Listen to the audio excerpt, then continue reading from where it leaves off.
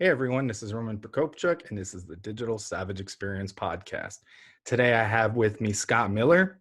Scott is the Executive Vice President of Thought Leadership at FranklinCovey, an Amazon #1 and Wall Street Journal bestselling author, host of FranklinCovey's On Leadership podcast, and an Inc.com columnist. Thank you for joining me today. Roman, thank you for the invitation and the platform. My pleasure. So tell me a little bit about your journey. How did you get to where you are today? Well, like most successful people, 3 steps forward, 2 steps back, sometimes 4 steps back, right? It's been an amazing journey. I'm 52. I live here in Salt Lake City, Utah, where FranklinCovey is headquartered. I've been in the firm for just shy of 25 years. I'm a father of 3 boys and married for 11 years. I'm from Florida originally. So I was raised in Central Florida back in the 70s, worked for the Disney company for 4 years, the Disney Development Company. And they invited me to leave after about 4 years, which is their nice way of saying you're fired, get out. And the FranklinCovey company picked me up, moved me out to Utah. And I've had an amazing journey, 20 years in sales leadership, was the chief marketing officer for 8 years of what is a worldwide brand built in the back of some phenomenally successful leadership books, including the book, The 7 Habits of Highly Effective People by our co-founder, Dr. Stephen R. Covey. And we are now the world's largest, I think, most credible leadership development, consulting, training, performance improvement company. I've authored several books. I host the world's largest subscribed to leadership podcast, as you mentioned, called Scott Miller on Leadership. And here I am landing on your podcast. It's an honor. That's awesome. And in terms of kind of that move, was your family ready for that move? I know a lot of people get opportunities, and those opportunities are kind of once in a lifetime. And if you take it, you may or may not get it. So how was kind of the transition from Florida to Salt Lake City, Utah? Well, I was a family of 1. Oh, So I okay. moved So to it's a Salt little Lake. easier. Right, but it's a great story, right? Because I moved to Salt Lake City when I was 26 years old. So here is this single Catholic boy from Orlando moving out to Provo, Utah, right? Full of Mormons. It'd be like if you were Jewish moving to Vatican City. Amazing culture shock, right? So for me, it was a huge move, but it was a great opportunity because just culturally, 4 seasons, no humidity, snow skiing. It was like going to a paradise from a Floridian, right? But it was a tough change culturally. A lot of crying, some tears, a lot of struggles, a lot of did I make the right decision? But I assimilated in well into the state. I moved to London for a year, moved to Chicago for 6 years, and came back to raise my family here. And so Utah is very different today than it was, 25 years ago. Much more diverse, more progressive, great place to visit and to live. Met my wife in Chicago. We moved here, got engaged, got married, and had 3 boys. Now, I was 41 when I got married. So I was single for the majority of my life. So for me, luckily, there wasn't a family to assimilate into the culture. My wife and I are not members of the dominant faith of the state, although a lot of our friends are, and it's been a wonderful journey. It was rocky in the beginning. I wouldn't have done it differently, but I wasn't aware all that I was in for moving to such a cultural shift from Florida to Utah. Massive. And in terms of kind of across your career, obviously, it's, accomplished and several years already down the line. What's kind of been, I would say, the biggest learning experience in terms of that has helped you propel you to where you are today? Yeah, I think 2 things. One is a book that I read recently that kind of described my career path. It's written by a guy named David Epstein, and the book is called Range, Range. And David is a researcher, a fairly renowned author. He basically promotes there's 2 types of careers, right? Specialists and generalists. And that for the last, 100 plus years, the successful people, if you will, were generally specialists, anesthesiologists, right? Chemical engineers, people that earned a credential. And that really the future of the economy is not to be a specialist, but that generalists tend to take pride and some frustration in doing a lot of different things. I was 48, and I was a salesperson, a sales leader, author, speaker, writer, keynote, podcast host, radio host. Not sure what I was. I was a lot of things. And I think in your 20s and 30s, it can be a little bit insecure if you're a generalist. Unlike looking at your friend who, is a accountant, right? Or is a chiropractor, or a project manager. They're very specific skills. They're paying off their college debt quickly. They're very confident about who they are. Their identity is very formed. And I think in your 20s and 30s, even in your 40s, if you're a generalist, you are a little insecure because you're not quite sure what your skill is. You're an entrepreneur, you're a business owner, you're an inventor, innovator. And then there comes a time, Roman, when you're like in your mid 40s to 50s, where all that information, all that learning, all that struggle kicks in, and you're less concerned about your identity, your title. And now you have this wealth of knowledge to pull from and really deploy to your career. So I would give people the permission, the confidence. Be okay that you're a generalist in your 20s and in your 30s. You're going to feel insecure.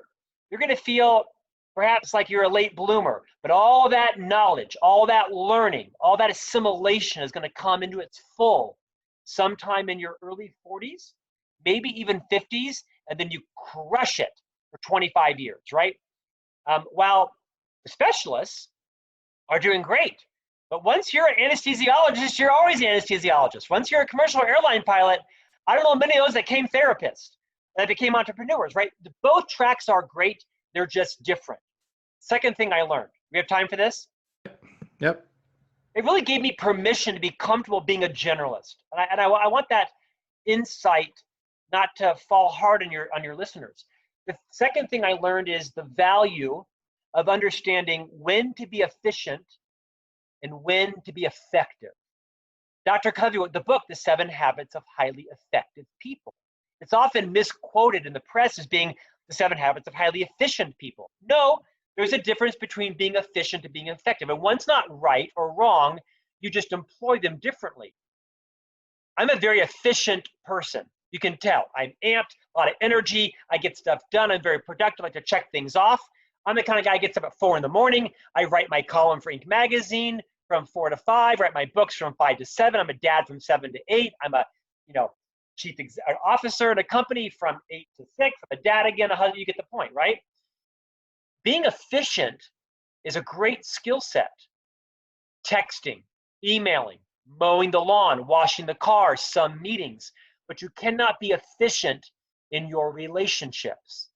You have to move out of an efficiency paradigm into an effectiveness paradigm, because you can't be quick with people. Let me tell you, people are not an organization's most valuable asset. It's not true. You hear it all the time, the HR bunk. People are not an organization's most valuable asset. It is the relationships between those people that is every company's killer advantage.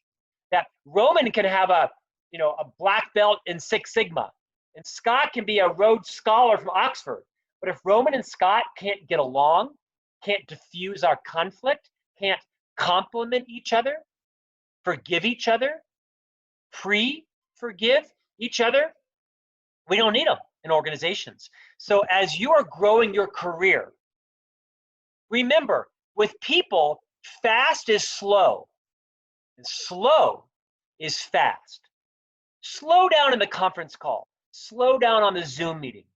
Close your laptop face to face. Turn off your phone. Put down your watch. Take off your Apple Watch, all the dinging and pinging. How you build relationships in life, which is all that matters, is you got to know when to be efficient and when to be effective. You cannot be efficient in your relationships. Yeah, I agree. And I think the first point you made about I think trying as many things as possible kind of in your 20s and 30s, see what fits. And I mean, I had the privilege and kind of like the opportunity to take in, I graduated with a degree in criminal justice. The economy tanked in the 2008, 2009 recession. And then I got an opportunity to pivot into digital marketing and run with it. And it's one of those things where it's an industry that's obviously emerging, ever changing with technology, different platforms, things of that nature. So I'm constantly kind of learning, and being in that kind of environment doesn't get dull or complacent, because like you said, like if I was doing something that's monotonous or the same thing for 20, 30, 40 years, me personally, I don't think anything's wrong with it for other people, but I wouldn't be motivated and driven. And I think your second point, I think soft skills and emotional IQ are big. And even if you have sometimes an all-star team, they may not perform. You have to have kind of people that complement each other and are the right fits to basically become a well-oiled machine. Yeah. And you mentioned a good point around disrupting yourself, right? Everyone is going to be disrupted in your career. The question is someone else going to do it to you, or are you going to do it to yourself? Act or be acted upon. It's one of the best lessons that I've learned in my own career was I was always one step ahead of the boot. I always left my role before I thought I might be getting stale, right? So I've never been complacent in my career. I've been fortunate to have 9 careers inside of FranklinCovey because I never waited for the CEO to come call me and say, Scott, I've been thinking. No, I always stepped away 1 or 2 years before I felt that conversation was coming. Act or be acted upon. Yeah, I think it's important to know that point. I think being kind of self-aware and then kind of going into something else where you can be utilized or as a passion, or you can use something that you learned from your other role. I think it's key to get the most out of an employee as well. Yeah, well said. So, what currently motivates you to succeed? Obviously, those motivations may have been different when you moved, from Yeah, Florida yeah. to Utah, but what currently motivates you to succeed? Well, I'm a father now. I mean, I'm a father of 3 sons. They're 6, 8, and 10. So that's my motivation, purpose in life. I'll be honest, I never wanted to be a parent. I didn't want kids. I didn't want to get married. I thought I was going to be a confirmed bachelor, right, with a Porsche. And then I went to the gym one day and saw a lady and fell in love and got married, and she wanted to have kids, and it wouldn't have been fair to marry her and deny her that. So I went into the kid thing begrudgingly. Uh, I tell them that frequently, so they probably need therapy later on.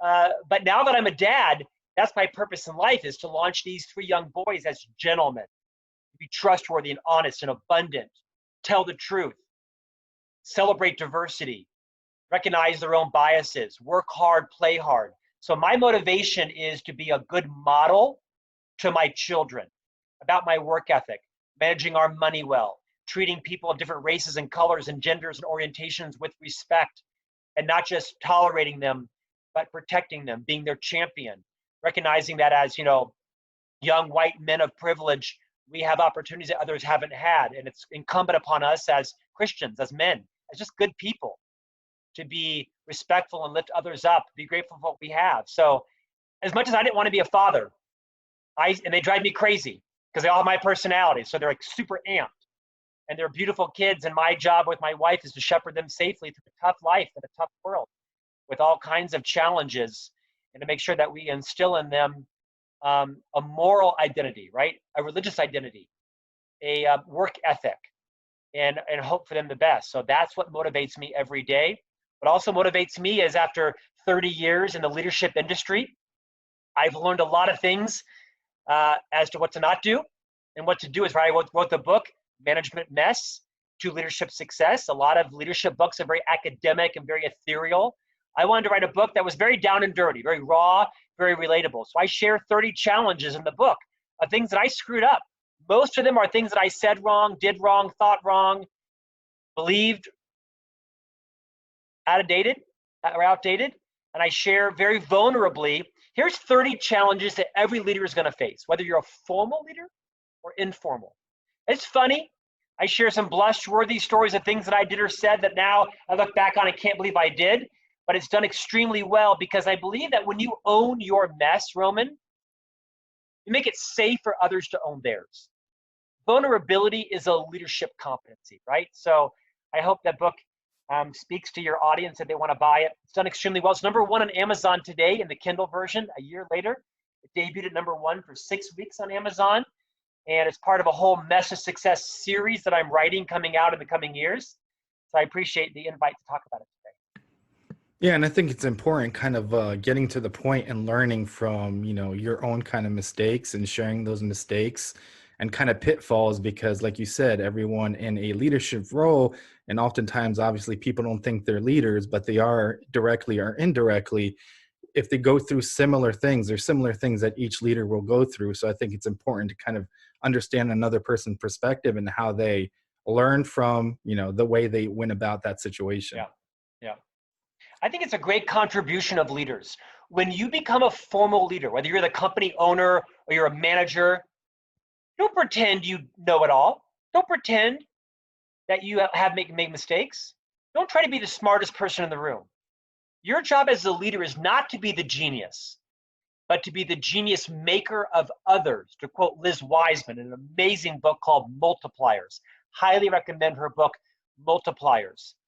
I think as a leader, sit your team down and talk about the mistakes you made, what you learned from them. Open the kimono, because people will relate to you more. Gone are the days of the hierarchy where people can't touch their leaders, right? Everybody's separate. No. Most leaders are 1 month, 1 week, 1 year ahead of their people. The more that you own your mess, the more you make it safe for others to own theirs and move to success. Use your messes as valuable truth-telling, vulnerable discussion with your people. They will respect you so much more than if you seem untouchable and you made no mistake. Everything you do was perfect and right. That's just a fraud. Yeah, I agree. And I think it's kind of leading from the level of, the Yeah, people that report to you or with yeah, you, and not kind of throwing out different tasks or, ordering people around from a yeah, pedestal. yeah. So, what's one thing you may have seen as a weakness in yourself in the past that you've turned around and utilized as a strength today? I think it's this idea of being the smartest person in the room. I was the chief marketing officer of a public company, global public brand, for 8 years.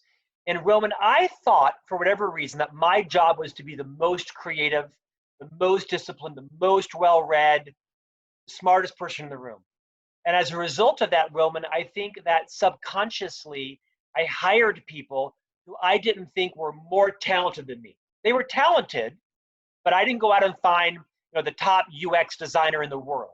I didn't go out and find the top Google Analytics or the Marketo marketing automation expert. I hired people who I liked, who I get along with, and probably people who I could dominate intellectually or socially. I hired smart people. I probably don't give enough credit. But what I realized as a leader is my job isn't to be the most creative, the most talented. I can't be an expert on all things marketing. Not possible. Tried. But I think I came into myself, I was 50, 49, where I realized, no, my job is to hire the social media expert from Maine and bring them to Utah and have them be palpably, noticeably more talented than me and not be threatened by them, but to learn at their feet. I didn't need to be the expert in everything. And so for me, it took a couple of decades to come into the confidence, the humility that allowed me not to be the genius in the room. Humble leaders are more concerned with what is right than being right. And I think I spent too many decades needing to be right, and now I don't need to be right. I just want to make sure that we're doing right, that the best solution, no matter who it comes from, is the one that the company implements for us and our clients. It took me a while to get there. Yeah, I agree. And I think one of those things is, ego and the things that you think Yeah, that you deserve, or, a certain level of success you yeah. reach, you may get a little, cocky, and you have to kind of humble yourself at times and kind of get yourself to a level if you start floating away. So well said. Um, Humility is born out of confidence. Confident people can be humble people. Arrogant people are incapable of being humble. I used to think that humility was a weakness. I'm kind of shy, retiring, quiet, like charisma and strength and voice projection, right? We're dominant. That may be also true, but confident leaders are usually humble leaders. And for me, my humility probably didn't become a personality trait until I could move out of needing to be the expert and the know-it-all in everything. Yeah, I agree. I mean, some people do that sooner than later, but when you do hit that Later, kind of yeah, when you do hit that kind of breakthrough, I think it obviously impacts everyone around you. And I yeah. think as a person, just as a person, regardless of your role or if you consider your leader or not, I think it's important day to day to try to wake up and become a better version of yourself. Either learn something, develop or fix a relationship, or just kind of adapt and evolve into a better person. You you ought to host a podcast. This is good, man. Good insight. Yeah, I mean the guests. I mean, I like that's why I love the podcast format. I think as the guests kind of open up ideas, a good host doesn't just fly through an interview. Obviously, in my Yeah. opinion, I think they dig deep within themselves and kind of obviously Yep. contribute to the conversation. Yeah, nicely done, Roman. So, what's one piece of advice you can leave with the audience, personal or professional? I think the best, if someone were to ask me, what do I attribute my career to? It would be friending up. I'm not sure if I coined this phrase or not, but I use it a lot. I've always associated myself with people who were more successful, wealthier, more educated, more diverse, more cultured, more traveled, bankruptcies, so I can learn from them. That doesn't mean that I don't help people out that are on the rise or more fortunate. Don't let your listeners misinterpret this. I spend an hour a day. I dedicate an hour a day to people, helping them find a publisher, find an editor, groom their resume, help, give them coaching, right? I'm the benefit of being around people that helped me tremendously. But I spend all my time hanging out with people who are 10, 15, 20 years older from me, learning from their successes and from their messes, both my personal life and my professional life. Some might call it I was an opportunist. Some might think I was sucking up. Call it what you want. Um, these people knew what I was doing. I wasn't bamboozling them. These are the same people now in their 70s and 80s that are calling me, asking me to help them with their Zoom calls, right? Or help them launch their podcast or help them publish their book. We're good friends, the circle of life. Deliberate very carefully on who you associate with. And I would argue, make sure that you balance those who you're helping with those who can help you, because that will come back to serve you well. Larry King is going to write the foreword to my next book. I idolize Larry King, right? And Larry King is helping me out, and he's also going to get some lift out of as well too, right? Because he'd love to attach to my brand as well. I'm no Larry King yet, but I think everybody's helping everybody. Be very deliberate and contemplative around people you associate with, what their work ethic is, their experience as well. And I think the concept of friending up, personally and professionally, has been the best thing I ever did, and not a one of them would tell you they felt used by me. We're all very good friends to this day. And I Yeah, don't I feel agree. used by those who are friending up to me. I get it, right? We're all kind of walking each other home, so to speak. Yeah, and there's a way I think to go about it. Like you said, you're there helping people, but you're surrounding yourself with like-minded people to you, and then people that are 10, 20, Yeah, however many years ahead of yeah, you, or where you would like to be. So I think, and being that relationship being co-beneficial. So it's not like you're friends with them just for a specific added value or what you give back. I think, I mean, at yeah. least for me, it's I'm giving something in return and being genuine about it. The other thing I've learned too is there's no shortcuts to success. After my own thought leadership base has grown and I've co-written and spoken on stages, all these major influencers. Stephanie McMahon is a friend of mine, right? WWE. Seth Godin, General McChrystal. A lot of people I write about. Rachel Hollis, Ed Milet, Trent Shelton, Brendan Bouchard, Dan Pink. These people were not successful overnight. Rachel Hollis, she wrote the books Girl Stop Apologizing and Girl Wash Your Face. These books sold more books than anybody else in America in 2019, next to Michelle Obama. These were her sixth and seventh books. She wrote 5 books before she had a bestseller. And so there's no shortcut to success. Nellie Galan, who was on Donald Trump's Celebrity Apprentice, 5 years ago, she wrote a very famous book called Self-Made. She's like, everybody sees my success on TV. They don't see the nights eating tuna fish and living in my car, right? Not in her car, but literally. But I mean, but I struggled to get her with, you only see the overnight success. So you got to pay your reps. There's no shortcuts to success. Yeah, you really see the highlight reel and things like social That's what you media. see. Yeah, That's right. it's just a That's lens right. of all those kind of wins. And like you Yeah. said, it's a marathon and perseverance and pivoting and learning from Yeah. failures. And Right. it's not a sprint. I'm in the process of working on some television programs. I pitched to 10 studios. I've had an iHeartRadio program, right? This is my 174th podcast interview.